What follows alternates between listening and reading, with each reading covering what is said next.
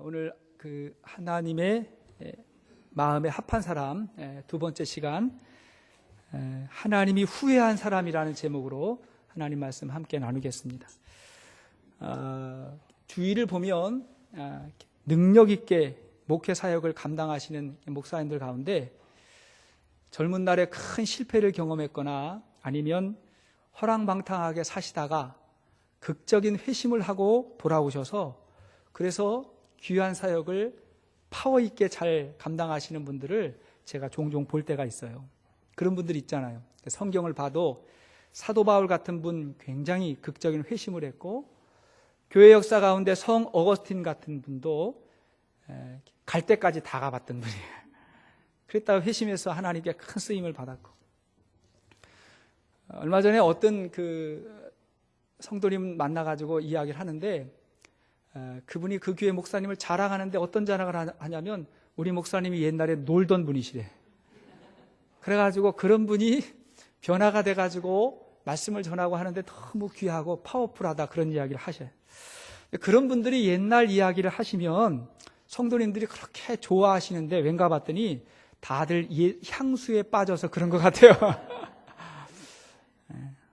그런 걸 보면서 저도 나도 그런 경험이 있어 봤으면 좋겠다, 혹은 갈 때까지 가봤으면 좋겠다, 그런 생각이 들 때도 있지만 다시 시간을 돌이킨다고 해도 제가 일부러는 그러지 않겠다 생각합니다. 왜냐하면 그런 거는요, 직접 경험하지 않아도 얼마든지 우리 주위에서 간접 경험할 수 있기 때문에 그렇습니다. 그걸 통해서 배우면 되는 거예요. 우리가 다윗에 대해서 한번 말씀을 상고하려고 하는데, 그에 앞서서 하나님이 어찌 보면 버린 사람, 하나님이 후회한 사람이었던 사울에 대해서 먼저 생각해 보려고 그래요. 왜냐하면 우리가 무엇을 하지 말아야 할지를 확실히 알면 뭘 해야 되는지를 명확히 알 수 있어요. 그러니까 사울을 통해서 다윗을 배울 수가 있는 것입니다. 사울이 왜 하나님의 근심거리가 되었는가를 알면 다윗이 왜 그렇게 하나님의 기쁨의 사람이었는가를 우리가 알 수 있게 되는 것이죠. 그래서 오늘 먼저 이 사울에 대해서 생각해 보려고 그래요. 여러분, 이 사울은 신약 성경에 나와 있는 그 사울 아니에요. 그 사울이 아니고 이 사울은 이스라엘의 초대 왕이었습니다. 첫 번째 왕이었어요. 지금부터 3000년 전, 그러니까 BC 한 1000년경의 사람입니다. 그 이전까지 이스라엘에는 왕이 없었어요. 왕이 세워지지 않은 신정국가였습니다. 다시 말하면 하나님이 직접 왕이 되셔서 하나님이 선택한 사사를 통해서 하나님이 통치하시는 그러한 구조였어요. 그런데 이스라엘 주변 국가를 보니까 서서히 왕이 세워지기 시작하는 거예요. 그러면서 이제 국가의 형태를 이제 갖춰가기 시작하는 그런 시기거든요. 왕이 세워지는데 그 왕을 보니까 너무 힘이 세고 너무 탁월한 것 같아요. 그래서 그걸 보고 이스라엘 사람들도 하나님에게 왕을 요구하는 거예요. 사사 사무엘에게 우리도 왕을 세워달라 그래요. 우리도 저런 왕이 필요합니다. 하나님은 우리 눈에 보이지 않잖아요. 눈에 보이지 않는 하나님 왕이 아니라 우리도 눈에 보이고 힘이 있고 능력 있는 그런 인간 왕이 필요하다고 생각을 한 것입니다. 근데 그것이 인간의 어리석음이었어요. 여러분, 인간의 통치가 어떻게 하나님의 통치보다 더 나을 수가 있겠습니까? 사람이 하나님으로 만족하지 못하면 그 어떤 사람에게도 만족하지 못합니다. 사람이 하나님 안에서 만족을 얻지 못하면 그 어떤 지도자가 통치를 해도 만족하지 못해요. 그러나 예수님 한 분이면 충분합니다 라고 고백하는 사람이 지금의 가정을 보면서도 감사한 게 많은 것이고, 아내와 남편이나 자녀를 보면서도 감사한 것이 많은 것입니다. 그런데 그 하나님을 버리고 힘이 있어 보이고 매력 있어 보이는 사람에게서 만족을 얻으려고 하는 것이 인간의 어리석음이었던 거죠. 어쨌든 하나님은 이 어리석은 이스라엘의 요구를 허락하셨어요. 그리고 사무엘 선지자를 통해서 급조된 왕을 세우게 되는데 그가 바로 사울이었습니다. 자, 오늘 성경은 그 사울을 소개할 때 다음과 같이 소개하는 거예요. 본문 1절과 2절 말씀을 다시 한번 읽겠습니다. 시작. 베냐민 지파에 기스라 이름하는 유력한 사람이 있으니 그는 아비엘의 아들이요 스롤의 손자요 베고랏의 증손이요 아비야의 현손이며 베냐민 사람이더라. 기스에게 아들이 있으니 그의 이름은 사울이요 준수한 소년이라. 이스라엘 자손 중에 그보다 더 준수한 자가 없고 키는 모든 백성보다 어깨 위만큼 더 컸더라. 자, 사울의 아버지의 이름이 기스였습니다. 그리고 사울은 키가 크고 인물이 준수한 사람이었다. 이 준수하다고 하는 표현은 좀 약해요.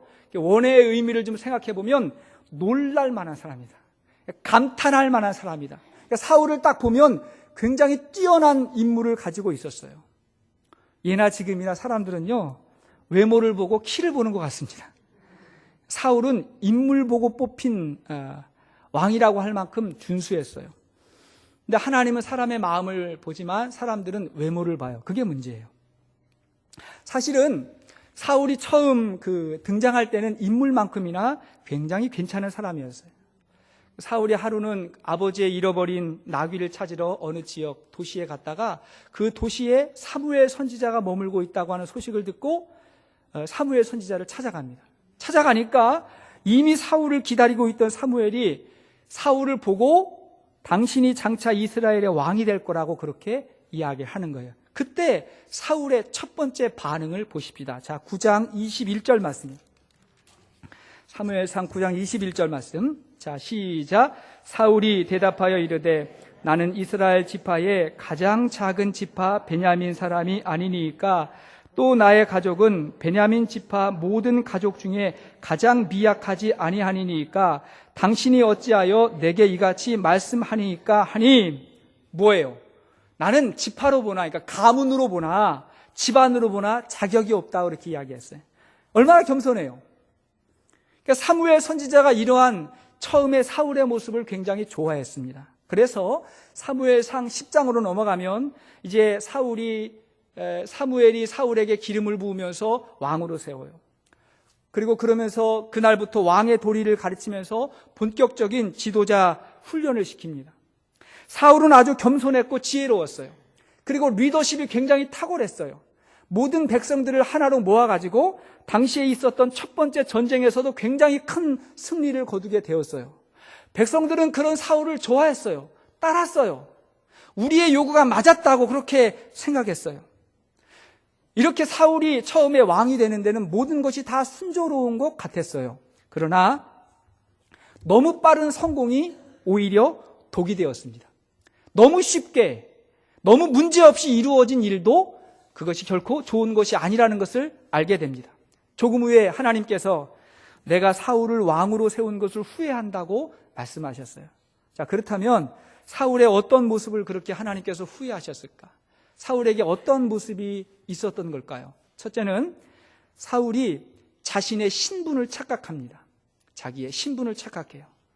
여러분, 신앙생활에서 가장 중요한 기준이 무엇입니까? 내가 누구냐 그거죠. 내가 하나님인가 아니면 여호와가 하나님이냐. 그게 중요한 거거든요. 근데 이 질문에 있어서 다윗은 언제나 여호와가 나의 하나님이고 여호와가 나의 목자시고 나는 그의 양이다라고 하는 고백이 분명했는데 사울은 이 사실을 금방 잃어버린 거예요. 자, 사무엘상 13장으로 넘어가면 13장을 보면 사울이 왕이 된 지 한 2년쯤 되었을 때에 벌어진 일입니다. 이스라엘이 블레셋하고 전쟁을 하게 돼요. 여러분, 원래 이스라엘이 전쟁을 하게 되면 먼저 하나님께 제사를 드리고 전쟁을 시작하는 거였는데, 근데 여기서 사울은 당장 이기는 게 급하다 보니까 기습을 내야 됐거든요. 이기는 게 너무 급해서 제사를 드리는 것도 잊어버리고 그냥 전쟁을 시작했어요. 처음에는 작전이 좋아가지고 그래도 승리하는 것 같았는데 블레셋이 엄청난 이 타격을 입고 곧바로 보복을 하려고 군사를 모았는데 엄청난 숫자의 군사가 모여드는 거예요. 5절 말씀 보니까 병거가 3만이고 마병이 6천이고 군사들이 해변의 모래처럼 많이 모였다 그랬어요. 그 기세를 보고 이스라엘 백성들이 쫄았어요. 놀랬어요. 그래가지고 겁을 먹고는 다 도망가 버리는 거예요. 그러니까 사울이 마음이 다급해지죠. 군사들이 다 도망가 버리니까, 싸우기도 전에 도망가니까 너무 마음이 다급해져서 그제서야 사울이 하나님을 생각하고 제사를 드려야 되겠다 싶어서 사무엘 선지자를 요청하는 것입니다. 근데 사무엘은 이미 나이가 많았어요. 연로했어요. 오는데 너무 많은 시간이 걸린 거예요. 날짜가 됐는데도 오지 않아요. 마음이 다급해진 사울은 자신이 직접 제사를 집례합니다. 이게 문제예요. 누가? 자기가. 제사를 집례해서는 안 되는 사람이 형식과 절차도 다 무시하고 자기 마음대로의 멋대로의 제사를 드린 거예요. 자, 그렇게 막 제사를 마쳤을 때에 사무엘 선지자가 도착합니다. 그리고는 이렇게 이야기하는 거예요. 자, 13장 11절 12절을 보십시오. 자, 시작. 사무엘이 이르되 왕이 행하신 것이 무엇이냐 하니 사울이 이르되 백성은 내게서 흩어지고 당신은 정한 날 안에 오지 아니하고 블레셋 사람은 믹마스에 모였음을 내가 보았으므로 이에 내가 이르기를 블레셋 사람들이 나를 치러 길갈로 내려오겠거늘 내가 여호와께 은혜를 간구하지 못하였다 하고 부득이하여 번제를 드렸나이다 하니라. 무슨 말이에요? 처음에는 제사 같은 거 생각하지 않았어요. 그러다가 갑자기 전세가 불리하니까 내가 그걸 잊어버렸구나 하고 황급히 드린 그 제사도 자기 멋대로 자기 마음대로 드린 거예요. 여기에 이 사울의 근본적인 문제가 있습니다. 사울의 문제는 뭐냐면 하나님을 향한 그의 마음의 태도가 문제였던 거예요. 그의 마음에 진심으로 하나님을 경외하고자 하는 마음이 없어요. 진심으로 하나님을 사랑하고 섬기고자 하는 마음이 없어요. 그냥 필요에 따라서 하나님도 들었다 놨다 하는 거예요. 여러분, 우리가 어느 순간 실수할 수 있어요. 죄를 지을 수도 있어요. 그러나 그것이 어디까지나 우리의 실수여야지 우리 마음 가운데 근본적으로 내가 하나님인 것처럼 착각하고 하나님도 내 마음대로 움직일 수 있다고 생각한다면 그것은 대단히 잘못된 것입니다. 사울이 그랬던 거예요.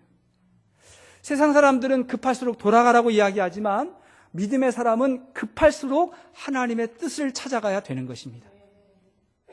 이러한 사울의 잘못된 마음이 더 구체적으로 드러난 사건이 사무엘상 15장에 나오게 됩니다. 자, 15장으로 넘어가면 15장 12절 말씀 보면 이런 말씀이 있어요. 사울이 전쟁을 끝난 다음에 자기를 위해서 기념비를 세웠다. 자, 15장 12절 말씀. 자, 시작. 사무엘이 사울을 만나려고 아침에 일찍이 일어났더니 어떤 사람이 사무엘에게 말하여 이르되 사울이 갈멜에 이르러 자기를 위하여 기념비를 세우고, 여기 보니까 자기를 위하여 기념비를 세웠다. 여러분, 기념비가 뭐예요? 자기를 드러내는 거죠. 내가 얼마나 위대한가, 내가 얼마나 뛰어난가. 고대 사회의 왕들이 전쟁에 이기고 나면 자기를 높이기 위해서 기념비를 세웠는데 사울도 똑같은 거예요. 하나님의 도우심으로 하나님과 함께 전쟁을 했는데 싸우고 나니까 하나님은 보이지 않고 자기를 높이는 일에만 몰두했던 사울의 모습을 보게 되는 것입니다. 어느 순간 자기가 하나님이 돼버렸어요. 자신의 존재를 잊었어요. 자기가 어떤 사람인지, 왜 하나님이 자신을 왕으로 세웠는지를 잃어버리게 되었어요. 여러분, 이러한 사울의 모습을 보면서 인간이 얼마나 간사한 존재인지를 우리가 생각하게 됩니다.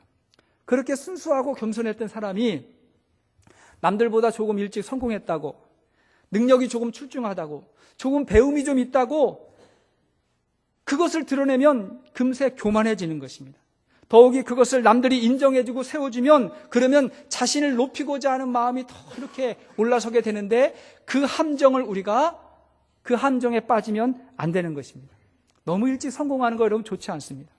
사실은 세상적인 기준으로 볼 때 사울의 죄보다 앞으로 보게 될 다윗의 죄가 더 커요. 상식적으로 볼 때 다윗의 죄가 더 큽니다. 왜냐하면 다윗이 어떤 죄를 지었어요? 자기 부하의 아내를 간음하잖아요. 간음죄. 또 지나가서 자기 부하를 죽이는 살인죄. 그 다음에 사람을 속이는 거짓말을 하는데, 그랬던 다윗이지만 다윗이 하나님을 의식하고 자기의 죄를 깨닫고 나서 어떻게 해요? 자기의 옷을 찢고 하나님 앞에 회개하는 거예요. 옷을 찢고 회개하는 거예요. 다윗의 위대함은 혹시 한순간에 실수했을지라도 하나님을 향한 그의 마음에는 변함이 없는 거예요. 내가 몰라서 그랬다, 내가 실수했습니다. 하나님을 향한 다윗의 그 마음, 그 경외심, 그거에는 변함이 없어요. 그러나 사울은 그렇지 않습니다. 더 깊은 죄악으로 가게 됩니다. 두 번째, 이제 사울은 더욱더 노골적으로 하나님의 말씀에 불순종하게 됩니다. 사람이 자신의 신분을 착각하고 하나님의 자리에 서게 되면 이제 하나님의 말씀이 더 이상 진리로 들리지 않습니다. 그럼 불순종하는 거예요. 자, 사무엘상 15장 전체의 내용을 말씀드리면 하나님께서 사울에게 다시 한번 기회를 주시는 거예요. 기회를 주셨어요. 이번에 전쟁의 상대는 아말렉입니다. 아말렉은 굉장히 오랫동안 이스라엘을 괴롭혔던 적들이었어요. 그래서 하나님이 사무엘을 통해서 사울에게 말씀하십니다. 자, 15장 2절과 3절 말씀입니다. 자, 시작. 만군의 여호와께서 이같이 말씀하시기를 아말렉이 이스라엘에게 행한 일 곧 애굽에서 나올 때에 길에서 대적한 일로 내가 그들을 벌하노니 지금 가서 아말렉을 쳐서 그들의 모든 소유를 남기지 말고 진멸하되 남녀와 소아와 젖 먹는 아이와 우양과 낙타와 나귀를 죽이라 하셨느니라. 뭐라 해서 하나님이 아말렉을 완전히 진멸하라, 벌하게 하셨어요. 그래서 사울이 이제 백성 군사를 소집하니까 20만이 넘는 군대가 모여가지고 전쟁을 하게 됐어요. 그리고 하나님의 도우심으로 큰 승리를 거두게 되었습니다. 자, 그 결과를 보십시다. 9절을 보십시오. 자, 9절 시작. 사울과 백성이 아각과 그의 양과 소의 가장 좋은 것 또는 기름진 것과 어린 양과 모든 좋은 것을 남기고 진멸하기를 즐겨 아니하고 가치 없고 하찮은 것은 진멸하니라. 사무엘을 통해서 분명히 하나님의 말씀을 들었는데 사울이 이 말씀을 뒤집어 버려요. 자, 모든 좋은 것을 어떻게 했다고요? 남겼다. 그것은 취하고 하찮은 것만 진멸했다 그런 거예요. 전쟁을 이기고 보니까 재물이 너무 많은 거예요. 좋은 게 너무 많은 거예요. 소와 양들도 많고 뭐 좋은 게 많았겠죠. 그런데 눈앞에 보이는 그 좋은 것들이 보이니까 사울이 하나님의 말씀을 알고도 가볍게 여기고 그리고 불순종하는 것입니다. 사울의 특징은 브레이크가 없는 사람이에요. 따라합시다. 브레이크 없는 사람. 어느 정도 가다가 브레이크가 탁 걸리면 아 이게 아니었구나 하고 멈출 수 있는 게 그게 영적인 센스인데 다윗은 그게 있었어요. 사울은 그게 안 돼요. 계속 브레이크 없이 달려가는데 초지일관 자기 뜻대로 달려가는데 그러면 그럴수록 더 하나님으로부터 멀어지게 되는 것입니다. 이때 하나님이 사무엘에게 말씀하시기를 15장 11절을 보십시오. 자, 11절 시작. 내가 사울을 왕으로 세운 것을 후회하노니 그가 돌이켜서 나를 따르지 아니하며 내 명령을 행하지 아니하였습니다 하신지라. 사무엘이 근심하여 온 밤을 여호와께 부르짖으니라. 하나님 뭐라 했어요? 내가 사울을 왕으로 세운 것을 후회한다 말씀하셨어요. 성경에 하나님이 누군가를 세운 다음에 후회했다고 한 표현이 여기가 처음이에요. 여기서 후회라고 하는 말은 우리처럼 내가 실수한 것을 내가 한탄한다 그런 말이 아니라 그 영혼이 불쌍해서 안타깝다는 거예요. 슬프다, 너무 슬프다, 너무 안타깝다고 하는 그런 표현이에요. 여러분 오늘날도 하나님의 마음을 몹시 안타깝게 하는 그런 사람들, 그런 일들이 있지 않을까요? 생각해 볼 필요가 있습니다. 혹시 저를 보고 하나님께서 혹시 안타까워하시지는 않을런지, 하나님이 세운 많은 지도자들을 보면서 하나님께서 슬퍼하지 않을까 생각해 볼 필요가 있어요. 여러분 그렇다면 좋은 지도자는 어떤 사람일까요? 좋은 지도자, 기도하는 사람이에요. 당시 지도자였던 사무엘이 어떻게 했어요? 너무 가슴이 아파가지고 밤새도록 부르짖었다. 뭐 한 거예요? 기도한 거예요. 엎드려 기도했어요. 그렇게 엎드릴 줄 아는 사람이 하나님의 뜻을 찾아가는 사람인 것입니다. 할렐루야. 기도의 사람이에요. 그러나 사울은 하나님께 엎드리며 기도했다라고 하는 말이 없어요. 성경을 보면. 세 번째, 하나님의 마음이 그러함에도 불구하고 사울은 이제 거짓말과 핑계를 댑니다. 여러분 하나님께 불순종하는 사람은 사람을 속여요. 그리고 자꾸 핑계를 댑니다. 자, 15장 사무엘상 15장 13절 말씀을 보십시오. 이 모든 사실을 하나님도 알고 사무엘도 알았는데 자, 여기서 사울이 뭐라고 말해요? 자, 13절 시작. 사무엘이 사울에게 이른즉 사울이 그에게 이르되 원하건대 당신은 여호와께 복을 받으소서. 내가 여호와의 명령을 행하였나이다. 뭐라 그래요? 내가 여호와의 명령대로 행하였나이다. 이렇게 이야기해요. 하나님은 지금 이미 다 알고 후회하고 계신데 사무엘은 지금 지난밤 동안 근심하면서 밤새도록 기도했는데 그런 사무엘에게 사울이 굉장히 뻔뻔스럽게 거짓말을 하는데 내가 하나님의 명령을 다 행했나이다. 너무 안타까워가지고 사무엘이 혹시나 싶어가지고 한번 물었어요. 뭐라고 물었냐면 왕이시여 그러면 내 귀에 지금 들려오는 이 양과 이 소의 이 울음소리는 이 소리는 뭡니까? 하고 이렇게 물으니까 15절 말씀 보십시오. 15절 시작. 사울이 이르되 그것은 무리가 아말렉 사람들에게서 끌어온 것인데 백성이 당신의 하나님 여호와께 제사하려 하여 양들과 소들 중에서 가장 좋은 것을 남김이요 그 외의 것은 우리가 진멸하였나이다 하는지라. 자, 남긴 이유가 뭐라고요? 하나님께 제사하려고, 하나님께 드리려고 가장 좋은 것만 남겨가지고 지금 가지고 있다고 거짓말을 하는 것입니다.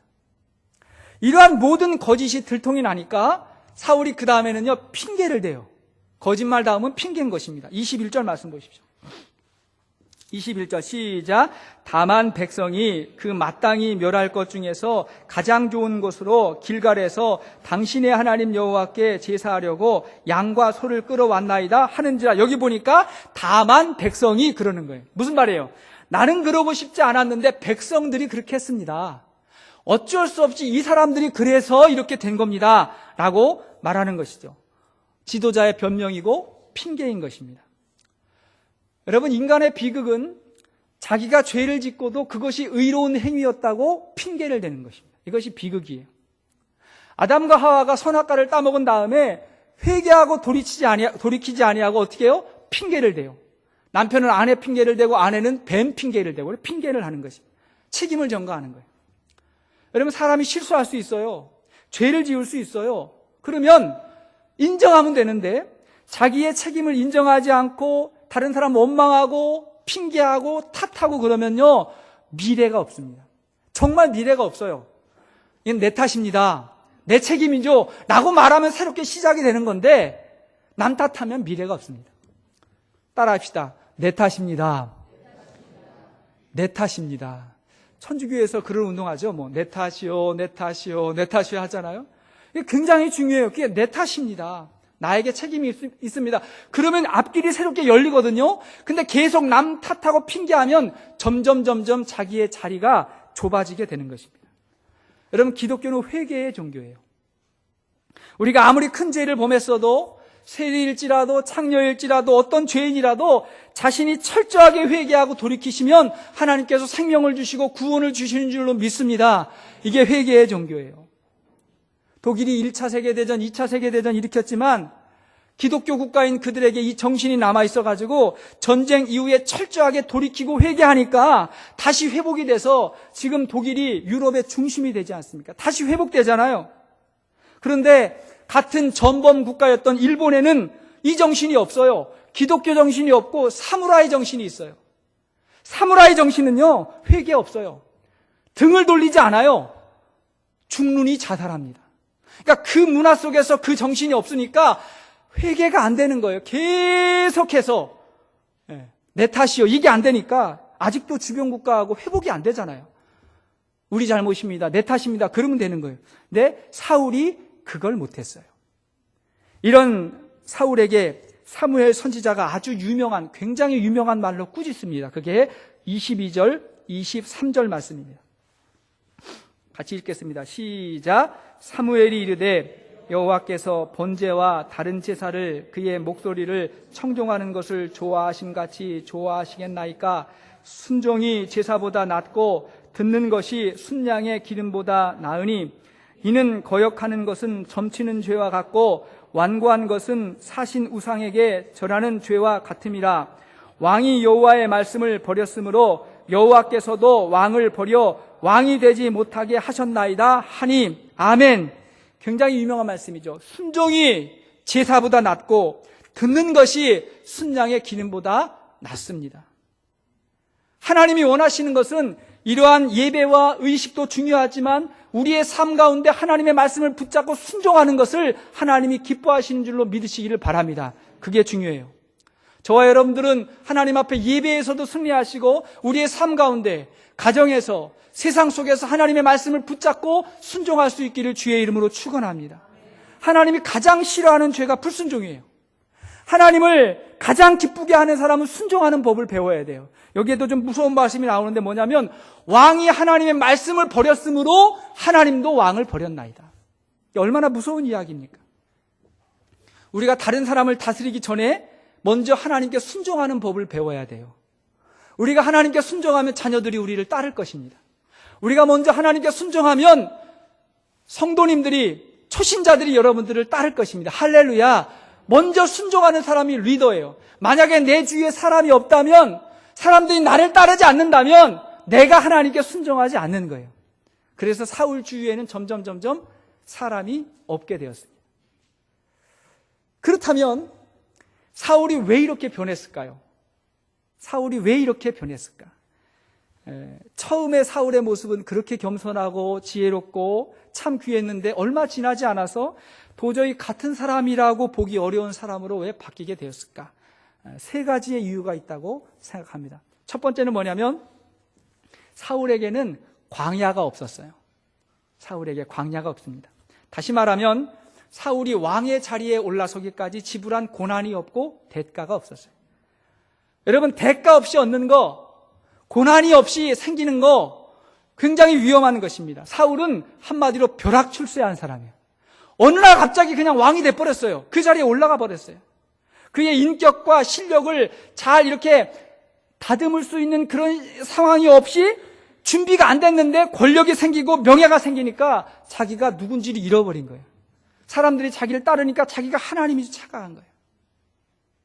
제가 얼마 전에 듣게 됐는데요. 여러분, 미국의 NBA 농구 선수들, 그 다음에 NFL, 그 풋볼 선수들 한 1년에 수백만 불 벌지 않습니까? 이 친구들이. 근데 이 선수들이 은퇴한 다음에 파산할 확률이 75%랍니다.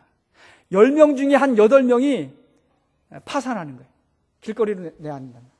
그 이유가 뭔가 봤더니 20대 초반에 엄청난 부를 갖게 되는 거예요.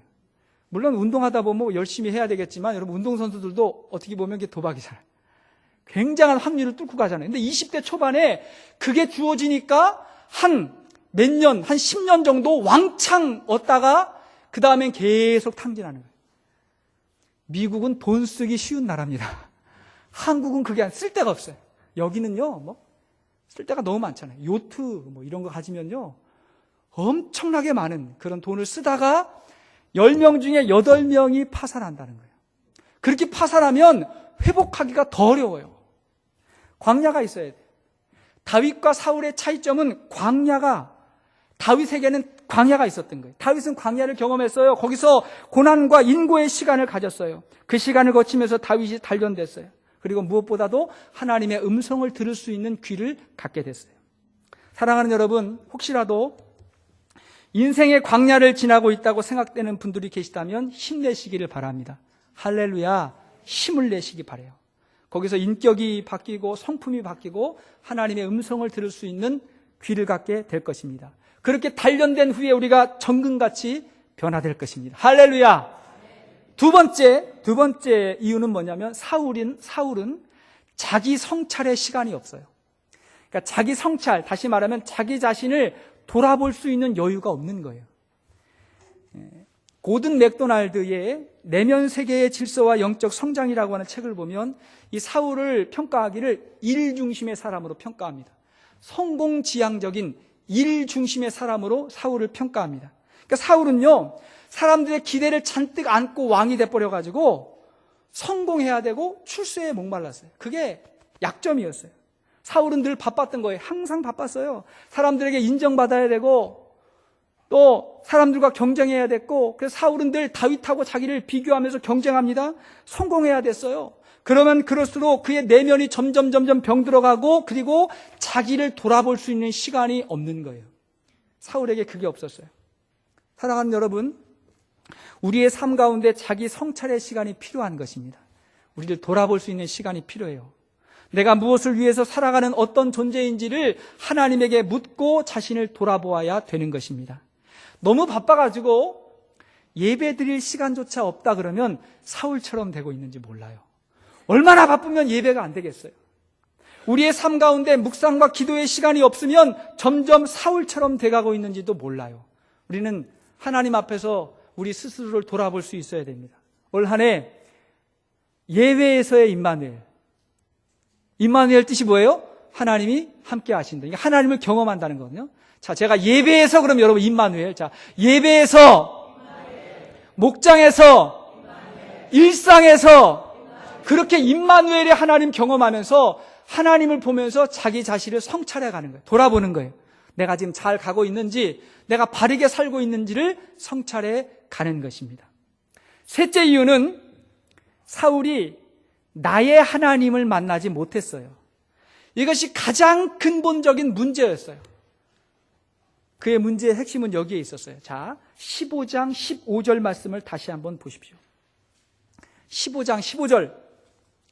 자, 시작. 사울이 이르되 그것은 무리가 아말렉 사람에게서 끌어온 것인데 백성이 당신의 하나님 여호와께 제사하려 하여. 자, 여기 보십시오. 사울이 사무엘에게 뭐라 그래요? 당신의 하나님 여호와께 그러는 거예요. 당신의 하나님. 자, 계속해서 21절을 보십시오. 자, 시작. 다만 백성이 그 마땅히 멸할 것 중에서 가장 좋은 곳으로 길갈에서 당신의 하나님 여호와께 제사하려고. 여기도 보니까 당신의 하나님 여호와께. 사울은요, 하나님 모르지 않았어요. 하나님 알았어요. 하나님 두려워했어요. 그러나 그 하나님이 나의 하나님이고 나의 목자라고 하는 고백이 사울에게는 없는 거예요.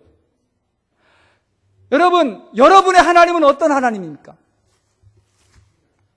제가 설교를 하면, 제가 하나님을 이야기하면, 저 이야기는 한 목사의 하나님이지 내 하나님은 아닌 것 같고, 장로님의 하나님, 권사님의 하나님, 옆 사람의 하나님은 될 수 있을지언정 내 하나님은 아직 아닌 것 같고, 신앙생활 아무리 오래 했어도, 모태신앙으로 어렸을 때부터 신앙생활을 했어도 이 고백이 없는, 나의 하나님이라고 하는 고백이 없이 항상 당신의 하나님.